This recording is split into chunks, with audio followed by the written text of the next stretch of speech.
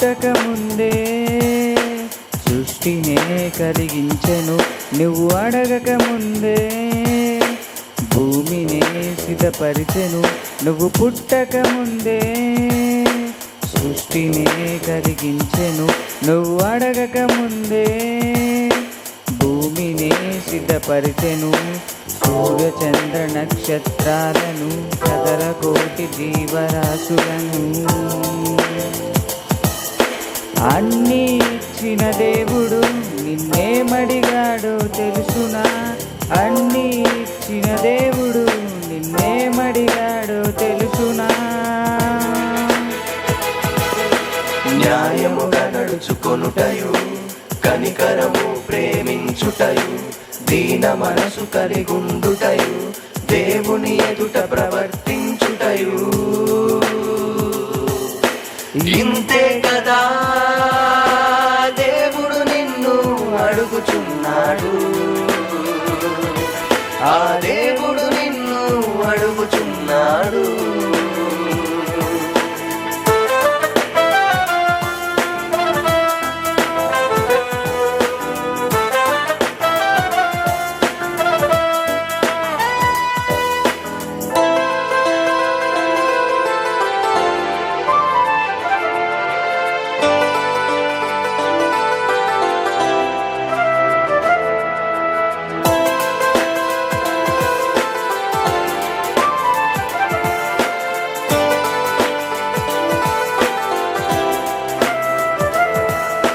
భూమి మీద నీకు విలువైన జన్మనిచ్చి తల్లి గర్భమందే అందమైన ఆకారమిచ్చి కన్న తల్లి కంటే కంటి పాపలా నిన్ను కాచెను.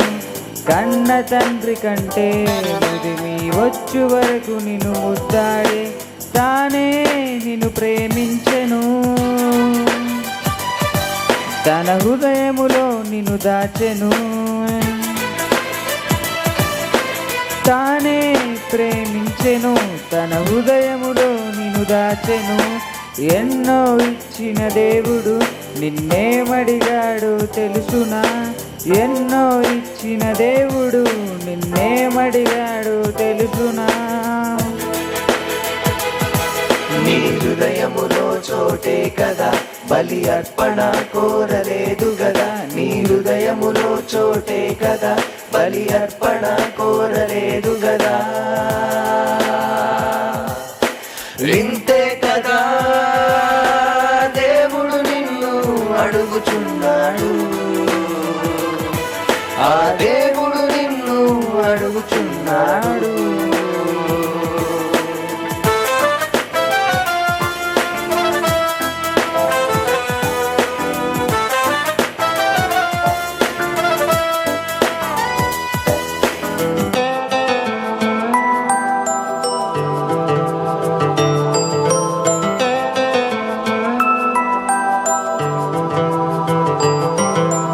పాపమనే చెరలో బంధింపబడి ఉండగా రక్షించువారు లేక నీవు నశించుచుండగా దేవుడే తన కుమారుడైన క్రీస్తునే పంపించగా క్రీస్తే బలి ఆయను పాప పరిహారార్థ బలిగా తన చెంతకే చేరాలని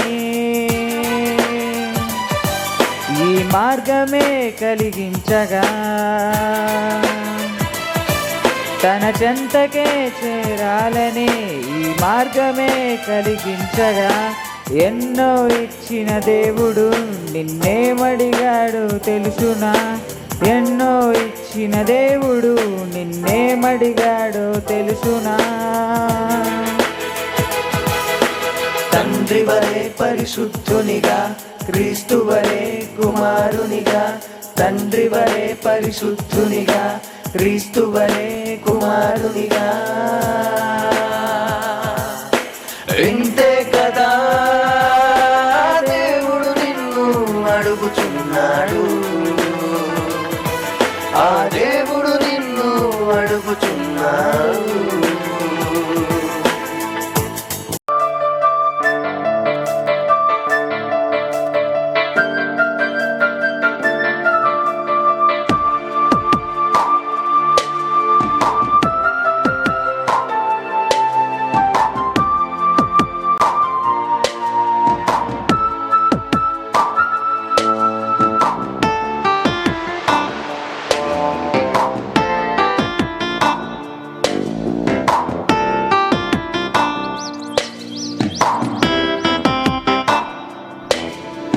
జీవరాశుల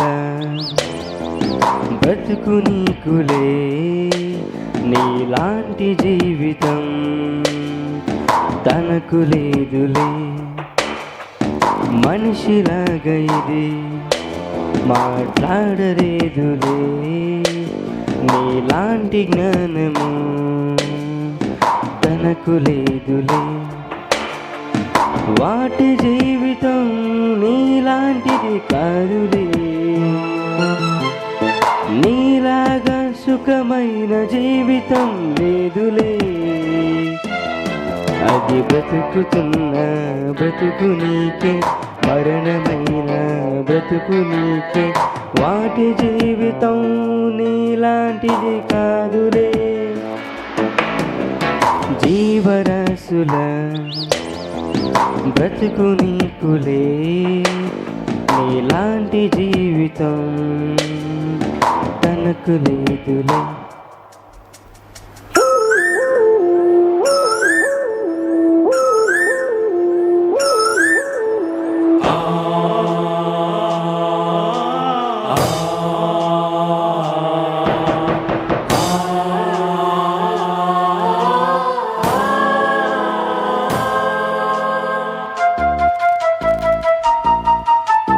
గొంతున్న నీలాగా మాట్లాడలేదులే,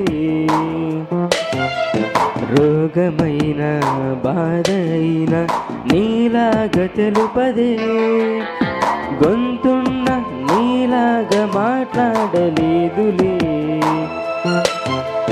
రోగమైన బాధైన నీలాగా చెప్పదే.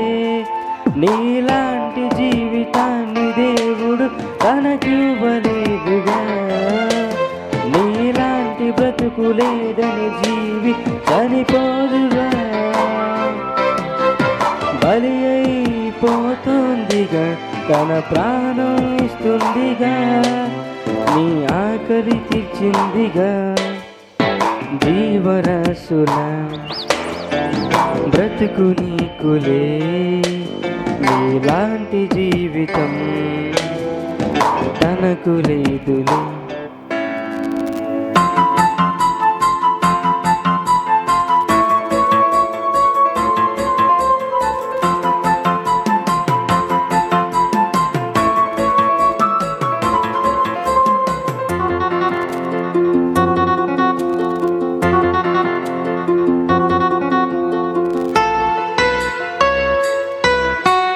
ప్రతి జీవిని చేసావుగా నీవు బానిసగా, నీ బరువు మోస్తూ సేవ చేస్తూ సుఖమునిస్తుందిగా. ప్రతి జీవిని చేసావుగా నీవు బానిసగా, నీ బరువు మోస్తూ సేవ చేస్తూ సుఖమునిస్తుందిగా. నీలాంటి భోజనాన్ని ప్రతిదినం అది తిరుటలేదుగా, నీలాంటి సుఖము సౌకర్యం దానికి లేదుగా. ఇప్పుడైనా యోచించవా, దేవుని నువ్వు గుర్తించవా, తన గూర్చి నువ్వు చెప్పవా. జీవరాశుల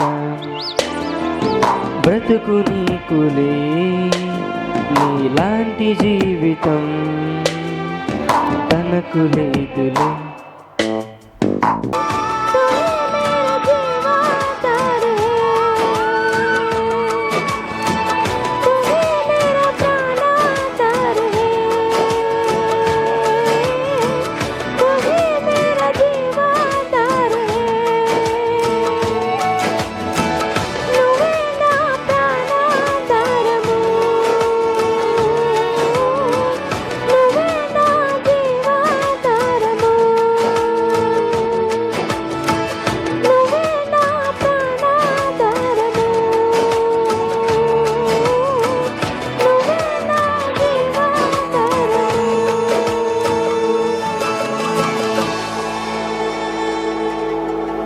నీవే నాకు ఆశ్రయ దుర్గము, సర్వోన్నతుడా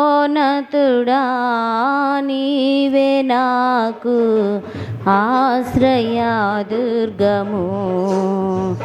ఎవరు లేరు నాకు ఇలలో, ఎవరు లేరు నాకు ఇలలో, ఆదరణ నీవేగా, ఆనందము నీవేగా, ఆదరణ నీవేగా, ఆనందము నీవేగా, సర్వోన్నతుడా నీవే నాకు ఆశ్రయదుర్గము. నిందలపా నీ దినములన్నిటా ఎవరు నీ ఎదుట నిలువలేరని యెహోషువతో, నీ దినములన్నిటా ఎవరు నీ ఎదుట నిలువలేరని యెహోషువతో వాగ్దానము చేసినావు, వాగ్దాన భూమిలో చేర్చినావు, వాగ్దానము చేసినావు, వాగ్దాన భూమిలో చేర్చినావు, సర్వోన్నతుడా నీవే నాకు ఆశ్రయదుర్గము. నిందల పాలై నిత్య నిబంధన నీతో చేసిన దానియేలుకు, నిందల పాలై నిత్య నిబంధన నీతో చేసిన దానియేలుకు, సింహాసనమిచ్చినావు, సింహాల నోళ్ళను మోసినావు, సింహాసనమిచ్చినావు, సింహాల నోళ్ళను మోసినావు, సర్వోన్నతుడా నీవే నాకు ఆశ్రయదుర్గము. సర్వోన్నతుడా నీవే నాకు ఆశ్రయదుర్గము. నీతి కిరీటం దర్శనముగా దర్శించిన పరిశుద్ధ పౌలుకు, నీతి కిరీటం దర్శనముగా దర్శించిన పరిశుద్ధ పౌలుకు, విశ్వాసము కాచినావు, జయ జీవితము నిచ్చినావు, విశ్వాసము కాచినావు, జయ జీవితము నిచ్చినావు, సర్వోన్నతుడా నీవే నాకు ఆశ్రయదుర్గము.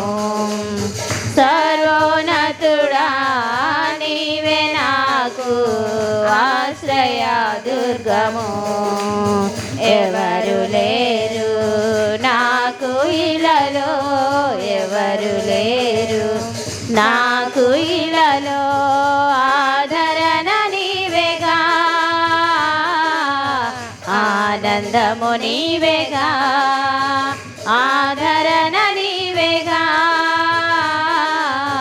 ఆనందము నీవేగా, సర్వోన్నతుడా నీవే నాకు ఆశ్రయదుర్గము. హల్లెలూయా. అందరూ నన్ను విడిచినా నీవు నన్ను విడువనంటివే, అందరూ నన్ను విడిచినా నీవు నన్ను విడువనంటివే, నా తల్లియు నీవే, నా తండ్రియు నీవే, నా తల్లి తండ్రి నీవే యేసయ్యా, నా తల్లియు నీవే, నా తండ్రియు నీవే, నా తల్లి తండ్రి నీవే యేసయ్యా. అందరూ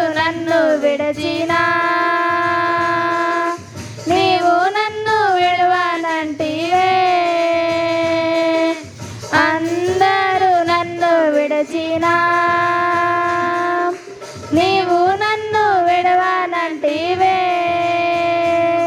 నా తల్లియు నీవే నా తండ్రియు నీవే నా తల్లి తండ్రి నీవే యేసయ్యా నా తల్లియు నీవే నా తండ్రియు నీవే నా తల్లి తండ్రి నీవే యేసయ్యా వ్యాధులు నన్ను చుట్టినా బాధలు నన్ను ముట్టినా వ్యాధులు నన్ను చుట్టినా బాధలు నన్ను ముట్టినా నా కొండయు నీవే నా కోటయు నీవే నా కొండ కోట నీవే యేసయ్యా నా కొండయు నీవే నా కోటయు నీవే నా కొండ కోట నీవే యేసయ్యా లోకము నన్ను విడిచినా నీవు నన్ను విడవనంటివే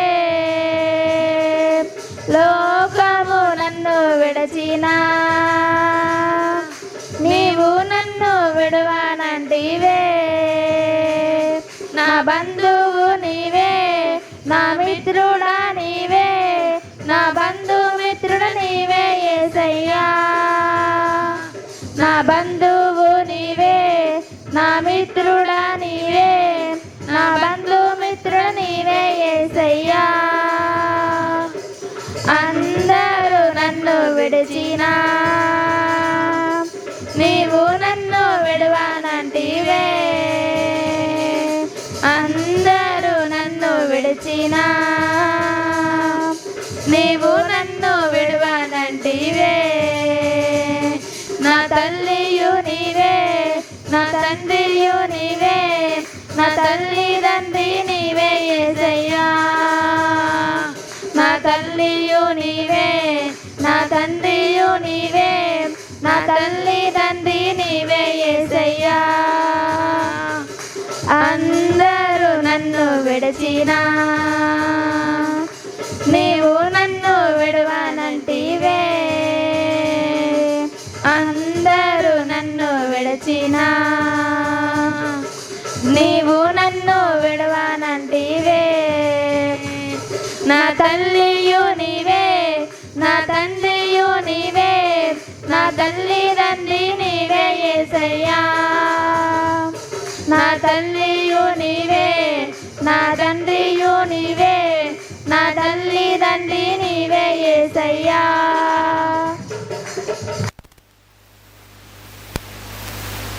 నది నీవు నాయడా చూపిన కృపా అనుక్షణం నన్ను కను పాపవలే కాచిన కృపా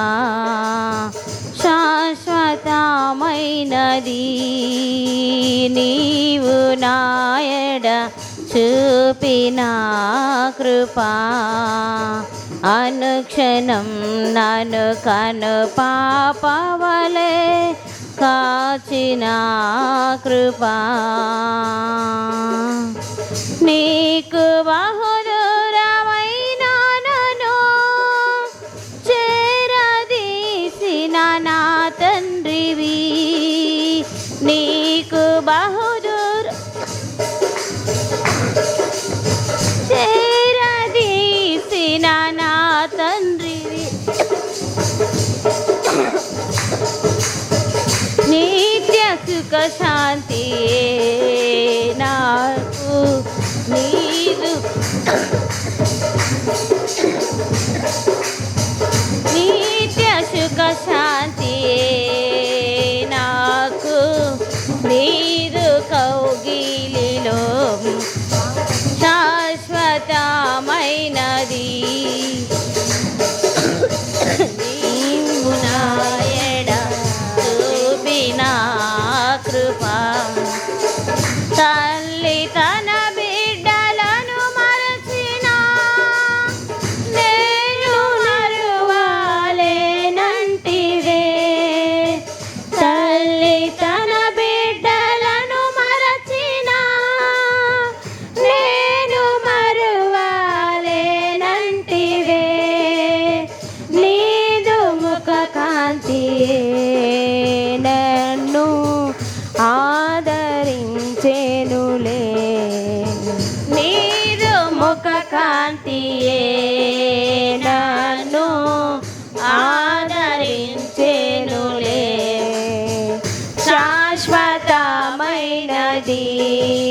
నీవు నాయడ చూపిన కృప పర్వతములు తొలగినను మెట్టలు తత్తరిల్లిన పర్వతములు తొలగినను మెట్టలు తత్తరిల్లిన నా కృప నిన్ను వీడదని అభయమిచ్చితివే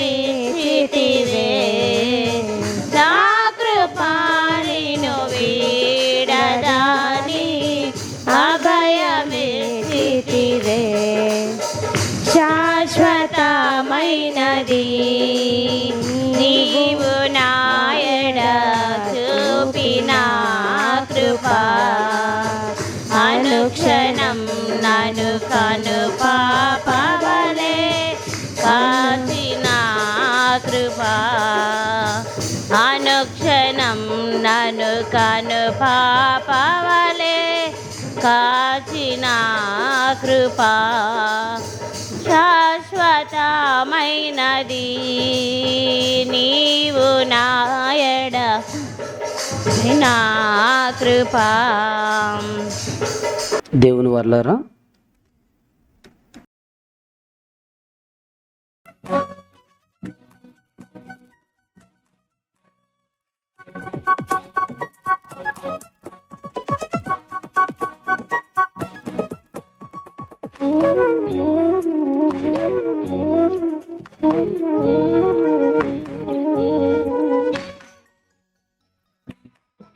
బలవంతుని చేతిలో బాణము అందుల పొదిలో ఆయుధం బలవంతుని చేతిలో బాణము అందుల పొదిలో ఆయుధం గుమ్మంలో వాదించాలి కదా స్వరబందుకే ఇచ్చాడని దేవుణ్ణి ప్రకటించాలి కదా అందుకే నువ్వు పుట్టావు గర్భంలో నుండి వచ్చావు శ్రీమంతుడైన దేవుని వలనే సంతానం వచ్చినది సంతోషం.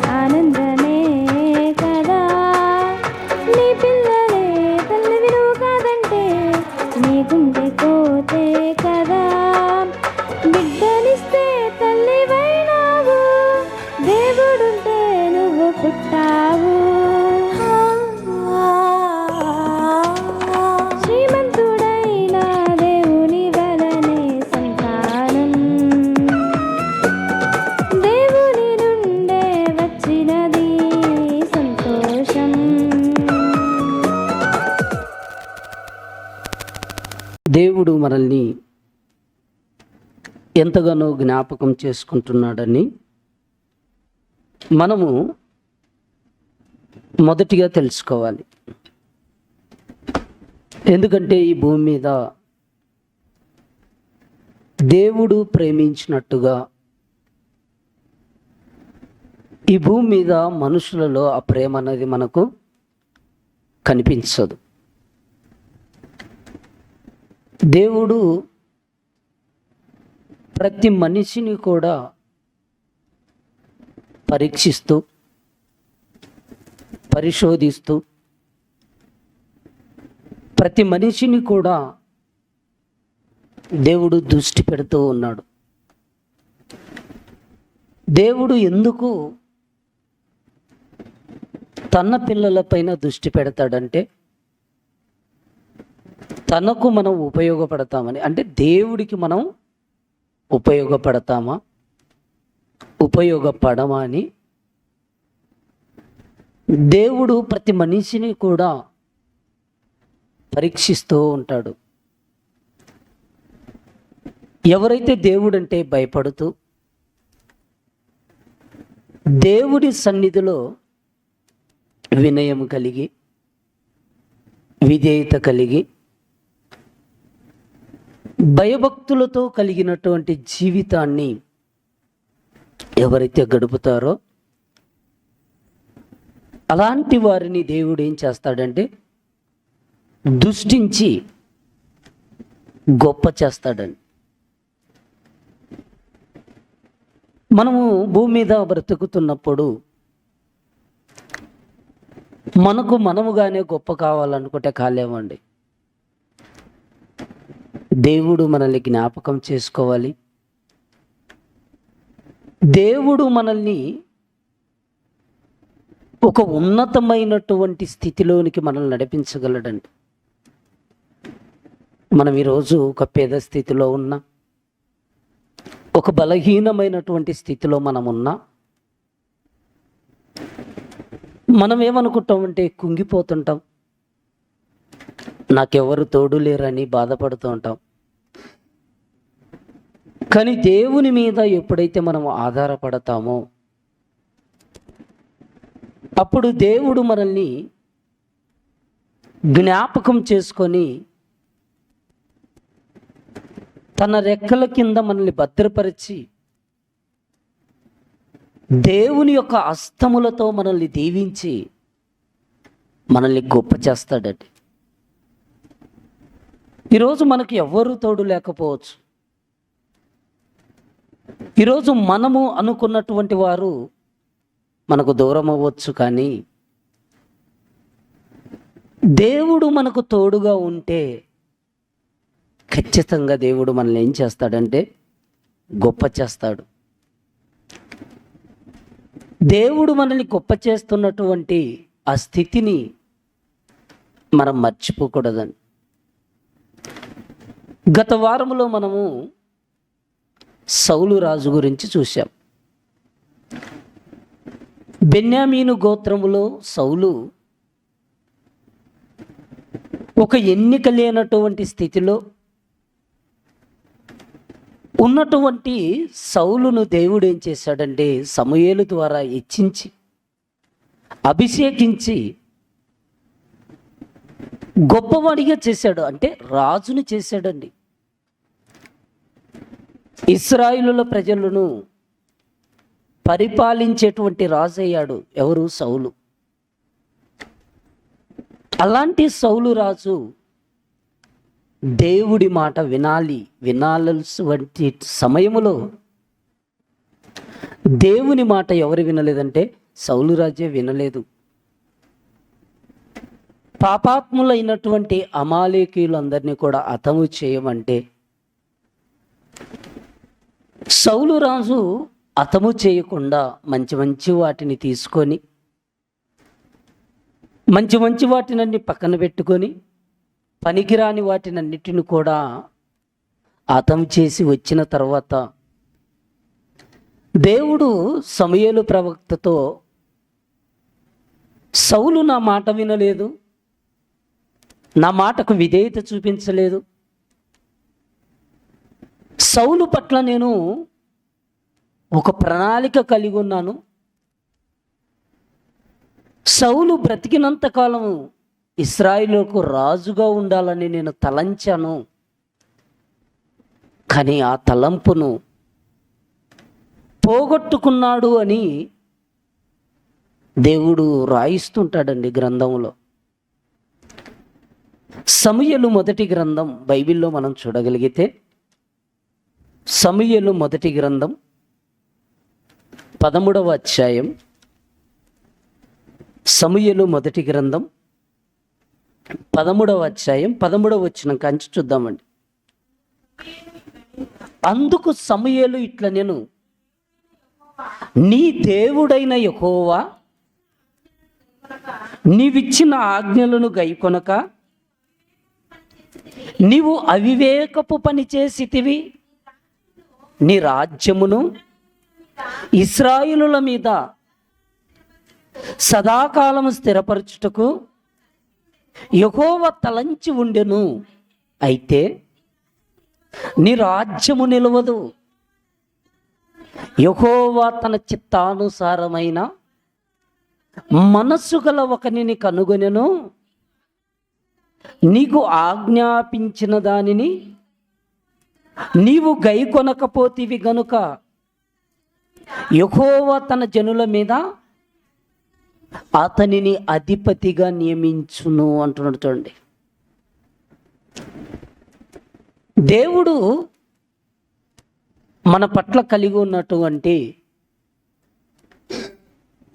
ఆ యొక్క ప్రణాళికను, దేవుని యొక్క చిత్తాన్ని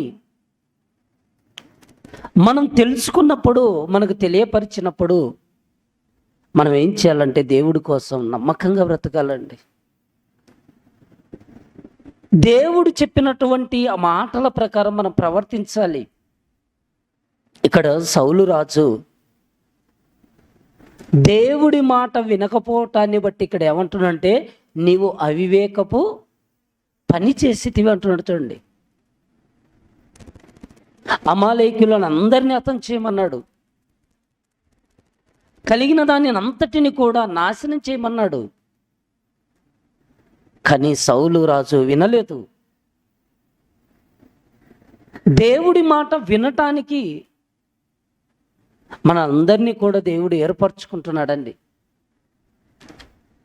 సౌలు రాజులాగా మనము కూడా దేవుడి మాటకు లోబడకుండా, దేవుడి మాటకు విధేయత చూపించకుండా, దేవుడు చెప్పినటువంటి ఆ మాటల ప్రకారం మన బ్రతకకుండా అవివేకపు పని చేస్తే దేవుడు ఏం చేస్తాడంటే మనకు కూడా దూరం అయిపోతాడండి. మనకు దేవుడు దూరం కాకుండా ఉండాలంటే మనం ఏం చేయాలంటే దేవుడికి లోబడాలి, దేవుడి మాటను అనుసరించాలి. దేవుని యొక్క మాటను మనం ఏం చేయాలంటే గైకొనాలి అంటున్నాడండి. ఇక్కడ దేవుడి మాటను మనం ఏం చేయాలంటే గైకొనాలి. మనం చాలా వరకు వినువారు మాత్రముగానే ఉంటామండి. మీరు వినువారు మాత్రముగా ఉండి మిమ్మును మీరు మోసపుచ్చుకోనకుండా వాక్య ప్రకారము ప్రవర్తించువారునై ఉండు అని యాకోబు పత్రికలో దేవుడు యాకోబు గారి ద్వారా రాయించాడు. అంటే చాలా వరకు మనము మనుషుల దృష్టిలో మంచివారు అనిపించుకోవడానికి ప్రయత్నం చేస్తామండి. మనం ఎక్కువ శాతం మనుషుల దృష్టిలో మనం మంచివారం అనిపించుకోవాలనుకుంటాం. మనకు మనముగానే మంచివారం అనుకుంటుంటామండి. ఒక వాటిలో చెప్పాలంటే మనకు మనముగానే మంచివారం అనుకుంటాం. మన కళ్ళ ముందున్నటువంటి మనుషుల చేత మంచివారం అనిపించుకోవాలనుకుంటామే కానీ ఆకాశమందు దేవుడున్నాడు, ఆ దేవుడు నన్ను చూస్తున్నాడు, ఆ దేవుని దృష్టిలో నేను మంచివాడిగా ఉన్నానా, చెడ్డవాడిగా ఉన్నానా అని ప్రతి మనిషి పరీక్షించుకోవలసినటువంటి స్థితిలో ఉన్నప్పటికీ ఆ విషయాలన్నీ పక్కన పెట్టేసి నేను మనుషుల దృష్టిలో మంచివాడిని, నా దృష్టిలో నేను మంచివాడిని అని మనం అనుకుంటే మనం ఏమైపోతాము అంటే సౌలు రాజు అవివేకపు పని చేసినట్టుగా మనం కూడా అలానే అయిపోతామండి. అలా కాకుండా ఉండాలంటే మనం దేవుడంటే భయపడాలి, దేవుని సన్నిధికి భయపడాలి, దేవుని యొక్క వాక్యానికి భయపడాలి. ఈ భూమి మీద బ్రతుకుతున్నప్పుడు పరిశుద్ధత కలిగి జీవించాలి. పరిశుద్ధత లేకుండా నేను ప్రభువు పిల్లలమని మనం చెప్పుకున్నా, ప్రభు అంటాడు, హెబ్రీ పత్రికలో రాయబడిన మాట ఏంటంటే, పరిశుద్ధత లేకుండా ఎవడు ప్రభువును చూడలేడు అన్నాడండి. పరిశుద్ధత లేకుండా, మనం పరిశుద్ధత లేకుండా ఎంతమందిలో మనం జీవించినా, ఎంతమందిలో మనము తిరిగినా, ప్రభు సన్నిధిలో మనం గడుపుతున్నామంటే మనకు ఉండవలసింది ఏంటంటే పరిశుద్ధత. పరిశుద్ధత లేకుండా ప్రభువుని ఎవ్వరం చూడలేదండి. అది నేనైనా, మీరైనా, ఎవరమైనా. మనకు ఉండవలసింది పరిశుద్ధత. పరిశుద్ధత మనకు ఉండాలంటే మన ప్రవర్తన బాగుండాలి. అందుకే సొలొమోను జ్ఞాని కదా, భూలోకములో ఉన్నదాన్ని సమస్తాన్ని కూడా అనుభవించి వ్యర్థము వ్యర్థము వ్యర్థము సమస్తము వ్యర్థము అని చెబుతూ ఆయన అంటాడు, నువ్వు దేవుని మందిరమునకు పోవునప్పుడు నీ ప్రవర్తన జాగ్రత్త చూసుకో అన్నాడు. మనం దేవుని మందిరానికి వెళ్తున్నామండి.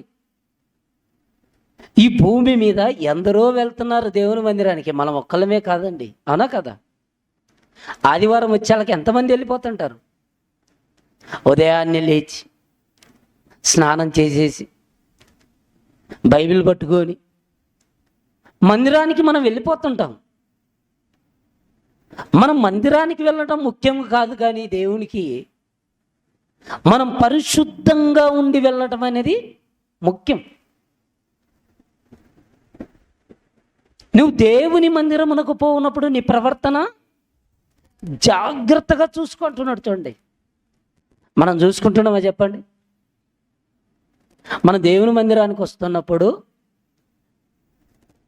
మన ప్రవర్తనను జాగ్రత్తగా చూసుకుంటున్నామంటే మనం ఎక్కడ చూసుకుంటాం చెప్పండి? భూమి మీద మనం బ్రతుకుతున్నామండి. ఆదివారం దేవుని సన్నిధిలో మనం గడుపుతున్నామంటే సోమవారం నుండి శనివారం దాకా మనం అబద్ధమాడి, పాపం చేసి, అపవిత్రంగా జీవించి, పవిత్రతను పోగొట్టుకొని పాపపు స్థితిలో మనిషి ఉండి,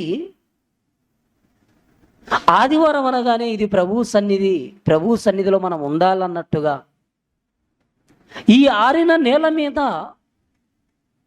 బ్రతుకుతున్నటువంటి దేవుని పిల్లలు, క్రీస్తు రక్తము చేత కడగబడిన వారు పాపములో పడిపోతూ మరలా బైబిల్ పట్టుకొని గుడికిలోకి వెళ్ళిపోతున్న వారు కూడా చాలామంది ఉన్నారు. దేవుడు మనకు చెప్పేది ఏంటంటే, ఒకసారి క్రీస్తు రక్తము చేత కడగబడినటువంటి మనం ఆ పవిత్రతను మనం కాపాడుకోవాలి అంటున్నాడండి. ఆ పవిత్రతను ఎప్పుడూ కూడా మనం ప్రభువుకు మాటిచ్చాం బాప్తిసం తీసుకునేటప్పుడు, దేవా నీ సన్నిధిలో నేను పవిత్రంగా జీవిస్తాను, నీ శరీరంలోను రక్తములోను నేను పాలు పంపులు పొందుతూ అపోస్తుల బోధయందు, సహవాసమందు, ప్రార్థన చేయటందు నేను ఎల్లప్పుడూ కూడా ఎడతెగక ఉంటానని మనము మాటిస్తుంటాం. కానీ ఇచ్చినటువంటి మాటను మనం కాపాడుకోవాలంటే, మన పవిత్రతను మనం కాపాడుకోవాలంటే పరిశుద్ధంగా మనం జీవించాలి. ఎప్పుడైతే మనం పరిశుద్ధంగా జీవిస్తే, పవిత్రంగా మనం జీవిస్తే, ఎక్కడున్నప్పటికీ మనం మందిరంలో ఉన్నా, ఎక్కడో మనం అడవిలో ఉన్నా, ఎక్కడున్నా కూడా దేవుని యొక్క కనుదృష్టి అంతలక్క మనం ఎక్కడున్నా చూస్తాడండి దేవుడు. మనం పవిత్రంగా ఉండి మనం ఎక్కడున్నా కూడా దేవుడు మన మీద దృష్టి పెట్టి, ఇదిగో నా కుమార్తె నా కోసం బ్రతకాలని ఆశపడుతుంది. నా కుమారుడు నా కోసం బ్రతకాలని ఆశపడుతున్నాడు అని దేవుడు ఏం చేస్తాడంటే, ఇదిగో మన మీద దృష్టి పెట్టి ఎక్కడో ఉన్నటువంటి మనల్ని తన కోసం మనల్ని తీసుకొచ్చుకొని తన సన్నిధిలో మనల్ని ఉంచుకొని మనల్ని బలపరచటానికి దేవుడు సిద్ధంగా ఉంటాడండి. ఎందుకంటే మన మనస్సు అనేది దేవుడికి నచ్చాలి, మన ప్రవర్తన దేవునికి నచ్చాలి. అలా నచ్చటానికి ఇప్పుడు ఎవరిని దేవుడు కోరుకుంటున్నాడంటే, సౌలును పక్కన పెట్టేసి దావీదును కోరుకుంటున్నాడు. ఎందుకు కోరుకుంటున్నాడు? సౌలుకు బదులుగా దావీదును ఎందుకు కోరుకుంటున్నాడంటే, సౌలు యొక్క ప్రవర్తన దేవునికి నచ్చలేదు. సౌలు దేవుని మాట వినటం లేదు. విననందుకు దేవుడు పశ్చాత్తాపడుతున్నాడు, బాధపడుతున్నాడు. నేను ఎందుకు రాజును చేశాను అని బాధపడుతున్నాడు. ప్రవక్త కూడా బాధపడుతున్నాడు. ఒక మనిషి అవివేకపు పని చేస్తే దేవుడు బాధపడుతున్నాడు, ప్రవక్త సమయలు కూడా బాధపడుతున్నాడు. అయితే దేవుడు అంటాడు, నువ్వు సౌలు విషయంలో ఎందుకు బాధపడుతున్నావు? 16వ అధ్యాయం చూడండి ఒకసారి. 16వ అధ్యాయం 1వ వచనం. అంతటా యెహోవా సమూయేలుతో ఇలాగు సెలవిచ్చెను, ఇశ్రాయేలుల మీద రాజుగా ఉండకుండా నేను విసర్జించిన సౌలును గూర్చి నీవు ఎంతకాలము దుఃఖింతువు? నీ కొమ్మును తైలముతో నింపుము. బెత్లెహేమీయుడైన యెష్షయి యొద్దకు నిన్ను పంపుచున్నాను. అతని కుమారులలో ఒకనిని నేను రాజుగా నియమించుదును అంటాడు. చూడండి, దేవుడు సమూయేలుతో మాట్లాడుతున్నాడు. చూడండి, సౌలు నా కోసం బ్రతకలేదు, సౌలు రాజు నా కోసం బ్రతకలేదు. అలా బ్రతకని సౌలు రాజును నేను విసర్జించాను. నేను విసర్జిస్తే నువ్వెందుకు బాధపడుతున్నావు? అతనికి మారుగా నువ్వు యెష్షయి ఇంటికి వెళ్ళు, ఒకరిని నువ్వు రాజుగా నియమించు అంటాడండి. దావీదు చిన్నవాడుగా ఉన్నాడు. ఎందుకు పనికిరానటువంటి పరిస్థితుల్లో తండ్రి కూడా దావీదును ఎందుకు పనికిరాడన్నట్టుగా గొర్రెలకు పంపిస్తే, ఆ గొర్రెలను కాచుకుంటున్నటువంటి దావీదు దేవుడికి ఇష్టడుగా బ్రతికాడండి. మనం దేవుని సన్నిధిలో ఉండే దేవుణ్ణి ఆరాధించాలని మనం అనుకుంటామండి. దావీదు, దేవుడు నాకు కొండ, నాకు కోట, నాకు ఆశ్రయ దుర్గం, నా బలమైనటువంటి దుర్గమని దేవుణ్ణి గొప్పగా తలంచుకునేటువంటి స్థితిలో దావీదు రాజు ఉన్నాడండి. మన దేవుని సన్నిధిలో ఉన్నా కూడా ప్రభువును ఆరాధించలేము. దేవుని మనము కొనియాడలేము. దేవుడు ఆత్మ గనక ఆత్మతో సత్యముతో ఆరాధించమని మనకు బైబిల్లో రాయబడినప్పటికి కూడా మనం ఆరాధించలేమండి. కానీ దావీదు కాలానికి ఆ మాట కనబడదు.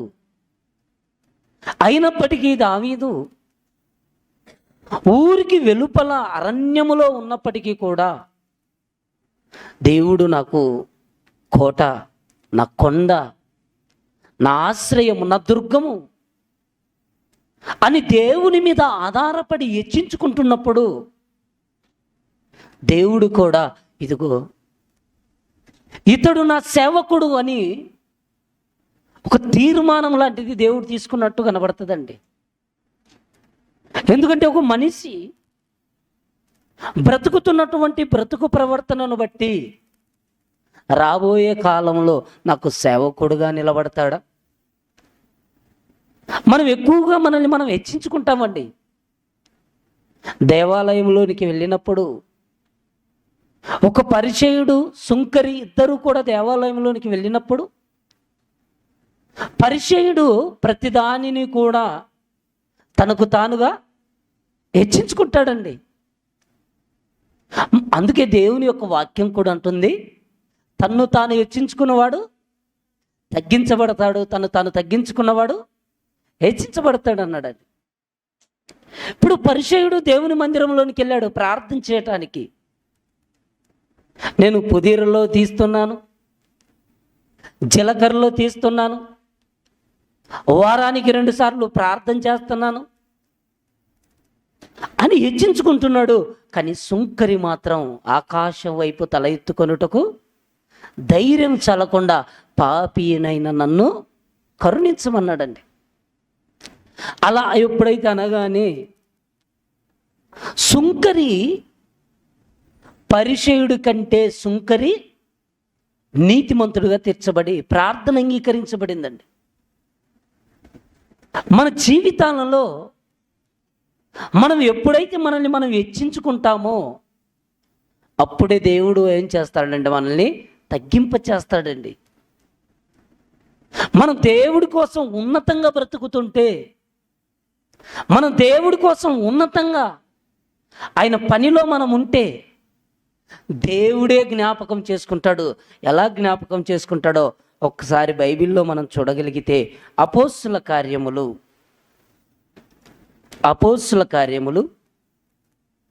13వ అధ్యాయం, అపోస్తుల కార్యములు 13వ అధ్యాయం 21వ వచనాన్ని ఒకసారి చూడండి. ఆ తరువాత వారు రాజు కావాలనని కోరగా దేవుడు బెన్యామీను గోత్రీయుడును కీసు కుమారుడు అయిన సౌలును వారికి 40 ఏండ్ల వరకు దయచేసెను. తరువాత అతన్ని తొలగించి దావీదును వారికి రాజుగా ఏర్పరిచెను. మరియు ఆయన, నేను యెష్షయి కుమారుడైన దావీదును కనుగొంటిని, అతడు నా ఇష్టానుసారుడైన మనుష్యుడు అంటున్నాడు. చూడండి, సౌలును రాజుగా ఎన్ని సంవత్సరాలు ఇచ్చానని చెప్తున్నాడు అక్కడ? 40 సంవత్సరాలంట. చూడండి, సౌలును ఇశ్రాయేలుల మీద ఎన్ని సంవత్సరాలు రాజుగా ఉంచాడంటే 40 సంవత్సరాలు. 40 సంవత్సరాలలో దేవుడికి ఇష్టడుగా 2 ఏళ్ళు బాగున్నాడండి. ఇక 38 సంవత్సరాలు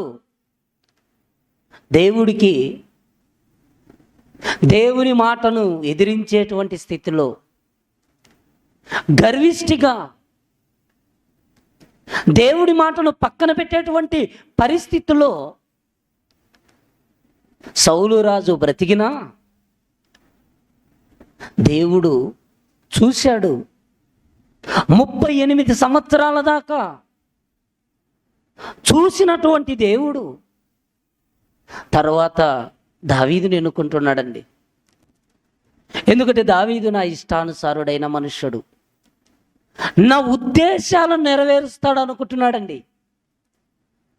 దేవుడు ఎందుకు కోరుకుంటున్నాడో తెలుసా? ఆయనకంటూ ఒక ఉద్దేశం ఉంటుందండి. ఆ ఉద్దేశాన్ని మనం నెరవేర్చటానికి మనం ప్రయాసపడితే దేవుడు మనల్ని ఏం చేస్తాడంటే ఉన్నతమైనటువంటి స్థితిలో మనల్ని ముందుంచుకుంటాడండి. ఎందుకంటే తన ఉద్దేశాన్ని మనం నెరవేర్చాలి.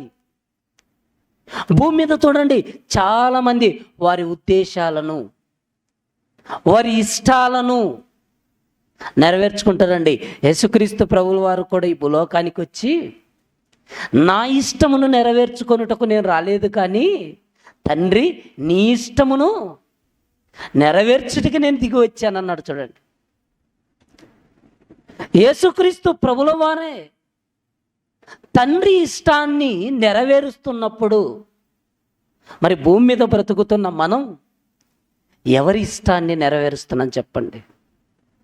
మన ఇష్టాన్ని మనం నెరవేర్చుకోనటం లేదా? మనకిష్టమైనవన్నీ కూడా మనం తెచ్చుకొని తినటం లేదా? మరి దేవుని యొక్క ఆకలిని తీర్చే వాళ్ళు ఎవరున్నారు చెప్పండి? దేవుడికి ఆకలి వేస్తుందంటే, దేవుడి ఆకలిని తీర్చడం అనగానే నశించిపోతున్నటువంటి ఆత్మలకి దేవుని యొక్క వాక్యాన్ని, దేవుని మాటలు పంచడమే ఆయన ఆకలిని తీర్చడం. సమరయ స్త్రీ ఉందండి. యేసుక్రీస్తు ప్రభుల వారు ఆ సమరయ స్త్రీతో మాట్లాడి ఆ తర్వాత ఆమె స్థితిని అంతా కూడా తెలియపరిచిన తర్వాత ఆమె పరిగెత్తుకొని వెళ్ళిపోతుంది. శిష్యులు పట్టణానికి వెళ్ళి భోజనాన్ని తీసుకొని వచ్చి తినమంటే నా ఆకలి తీరిపోయింది అనగానే ఈయన ఆల్రెడీ తినేశాడు, మనమే ఈయన కోసం ఎంతో దూరం వెళ్ళొచ్చామన్నట్టుగా శిష్యులు అనుకుంటున్నారు. కానీ అక్కడ యేసుక్రీస్తు వారి యొక్క ఉద్దేశం ఏంటంటే, నశించిపోతున్నటువంటి ఒక ఆత్మకు పరలోకపు తండ్రి మాటలు తెలియపరిచి చక్కటి మార్గములోనికి నడిపించటమే ఆకలి తీర్చటం అని అక్కడ యోహాను సువార్త 4వ అధ్యాయంలో మనకు కనబడుతుంది.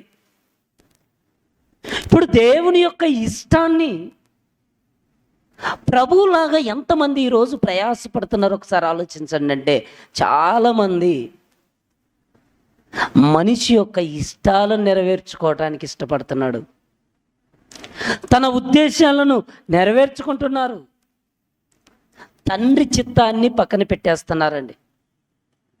ఈరోజు చూడండి, ఉదయం లేచినప్పటి నుంచి రాత్రి పండుకునేంత వరకు ఈ సమయం అంతా కూడా మన గురించి ఆలోచించుకుంటాం, మన పిల్లల గురించి ఆలోచించుకుంటాం, మన కుటుంబం గురించి ఆలోచించుకుంటాం, మన బంధువుల గురించి ఆలోచించుకుంటామే తప్ప దేవుడి గురించి ఆలోచించుకోమండి.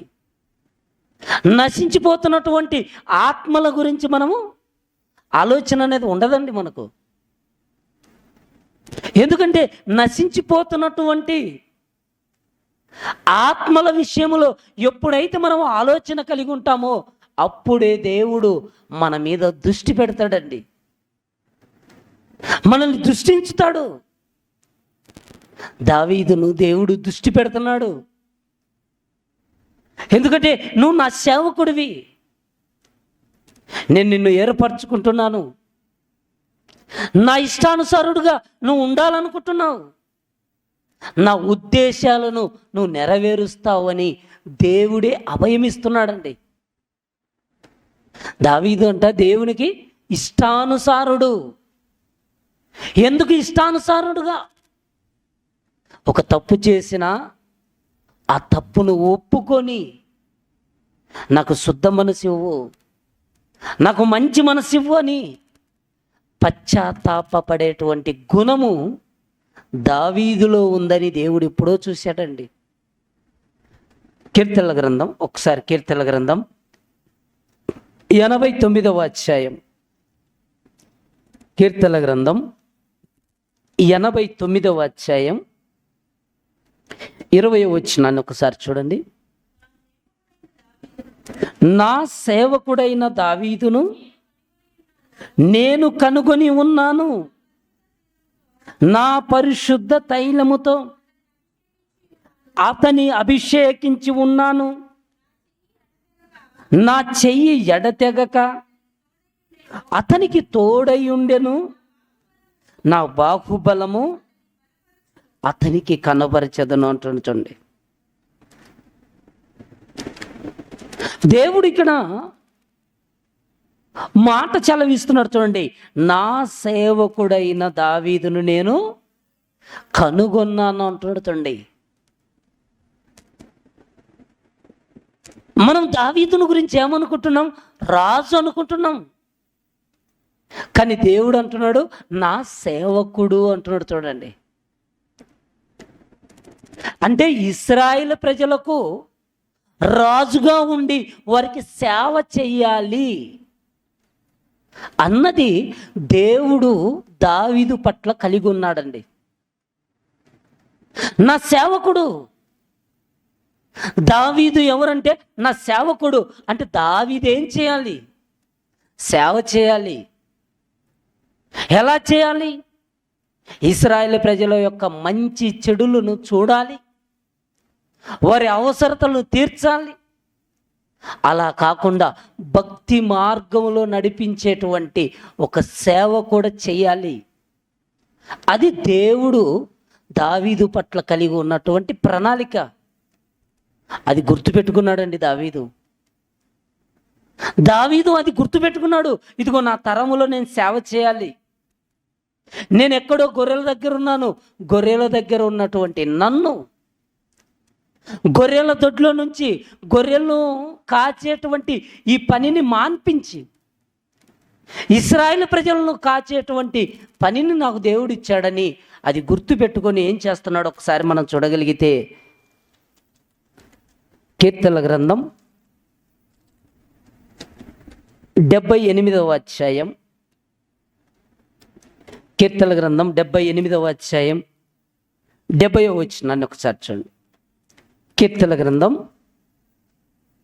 78వ అధ్యాయం 70వ వచనం.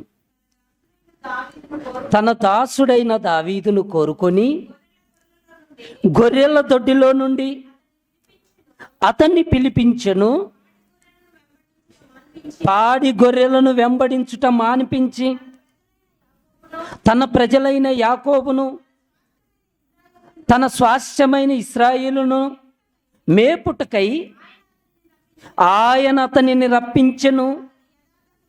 అతడు యథార్థ హృదయుడై వారిని పాలించెను. కార్యముల యందు నేర్పరి అయి వారిని నడిపించాడంట. చూడండి, దేవుడు ఏదైతే ప్రణాళిక కలిగి ఉన్నాడో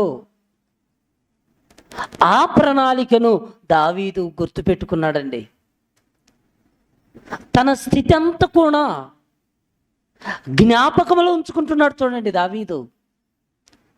మనము మన స్థితిని మర్చిపోతుంటామండి.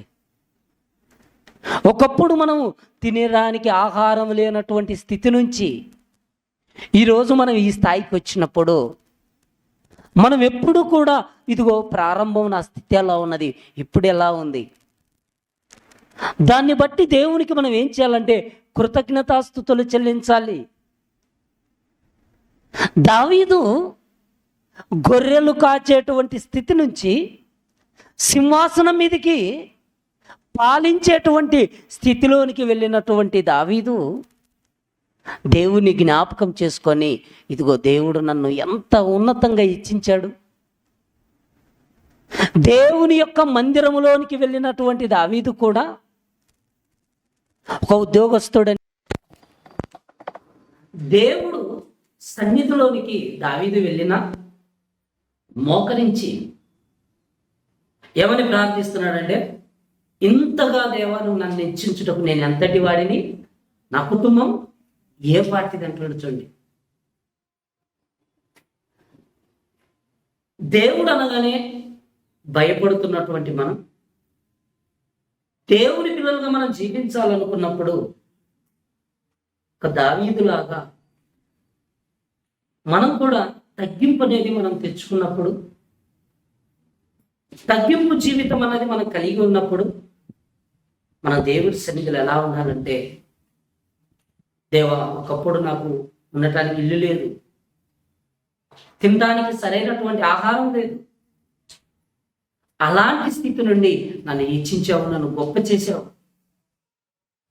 ఈరోజు నీ రెక్కల చాటున నన్ను భద్రపరిచి నాకు సమస్తమును కూడా ధారాళంగా నువ్వు ఇవ్వగలుగుతున్నావంటే అది నీ కృప అయి ఉన్నదని మనం దేవుని సన్నిధిలో ప్రార్థించే వారంగా ఉండాలి.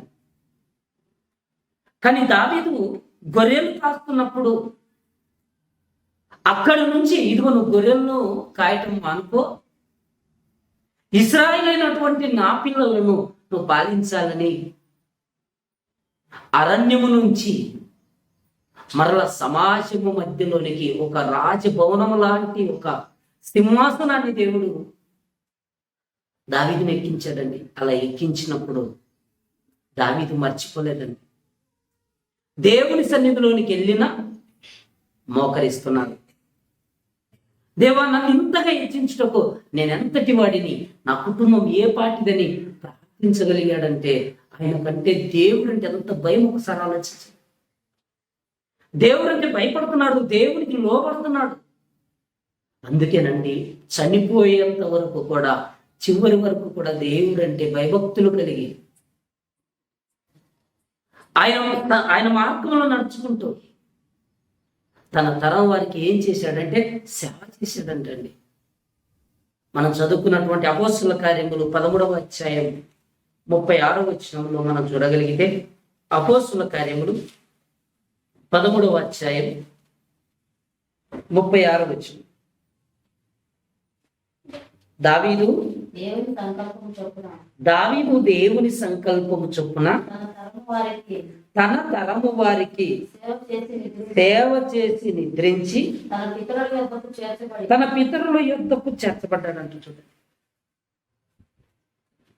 దావీదు దేవుని సంకల్పము చొప్పున తన